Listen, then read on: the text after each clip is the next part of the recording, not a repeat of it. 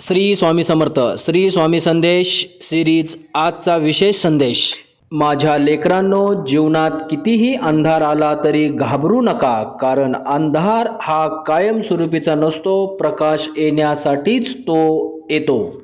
अनेक वेळा तुम्हाला वाटतं की आयुष्यात काहीच योग्य घडत नाही, प्रयत्न करूनही यश मिळत नाही, लोक साथ देत नाहीत. पण लक्षात ठेवा, हे सगळं तुमची परीक्षा आहे, तुमची ताकद वाढवण्यासाठी आहे. स्वामी म्हणतात, ज्याने संकटातही विश्वास सोडला नाही त्यावर माझी विशेष कृपा होते.